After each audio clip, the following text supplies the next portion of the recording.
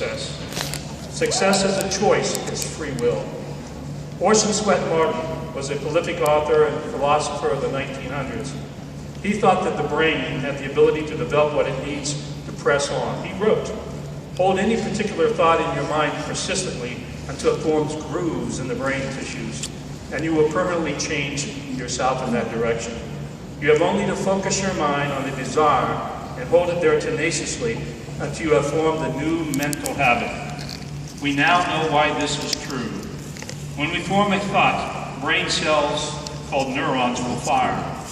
Holding the thoughts will create or cause these neurons to recruit other neurons into a network. When you drop that thought, the network dissipates and unravels until the thought becomes a simple memory. Repetitive thinking, the same thought, however, reinforces that memory to build a stronger network, and one that is able to retain its structure and become persistent. In effect, the brain rewires itself. In 2010, there was an article in the American Journal of Neurology. I'm a doctor, so I'll try to make it too hard for you, which reported that the area of the brain that is responsible for self-discipline had been located. Now, self-discipline is the key to persistence. It is located in the prefrontal cortex of the brain, which is right up here. Now, that is the part of the brain that we can program with our thoughts by repetitive thinking. What an incredible discovery. Science finally found the evidence and showed that Hill and Martin were absolutely correct. We are born with the ability for self-discipline, and we can develop it with thought to form a habit force. Habit force helps us to press on to success, and it works. I want to share a story with you about a remarkable young woman named Adele, who works as a secretary in my hospital. She's a single mom. She grew up morbidly obese, 150 pounds in middle school, 200 pounds in high school. Her mother, her father, her sisters, and even her cousins all suffered from the same problem. She tried diet after diet. Each worked for a while, and each inevitably failed. Adele watched her family suffer from all the weight-related problems, and when she hit 225 pounds, she had enough. She started praying and finally wrote down a plan to change everything.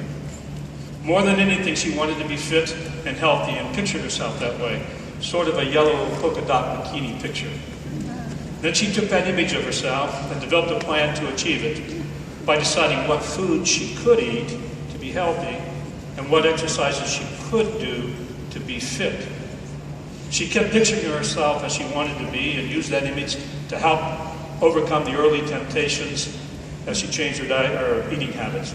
She kept a food diary and matched all foods she might eat against it before she decided to eat anything. With every decision about food, she pictured herself as she wanted to be, and she discovered that her cravings for bad foods began to diminish. Slowly, she began to change.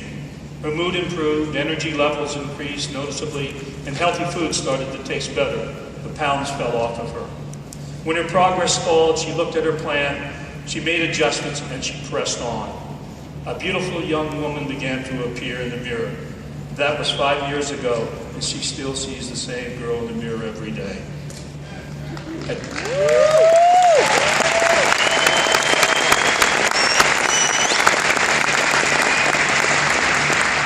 Adele made the lifestyle changes that she needed by turning food choices and exercise into habits that kept her fit, healthy, and yes, trim. Adele rewired her brain, and she did it with thought and repetitive thinking. People who exercise will tell you that it doesn't take long before going to the gym becomes a habit. The same thing is true of going to church. It becomes a habit. While stationed in Hawaii, I began training to run a marathon. And every night, I slept in my running shorts, so all I had to do was put my shoes on and get out the door in the morning. It was hard at first to do that, particularly when I was tired. However, it wasn't long before it became a habit. I just got up and did it. One morning, I was a mile or two into my run.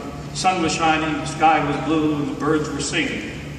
And I looked down, and to my great surprise, that instead of running shorts, I found myself in white jockey underwear.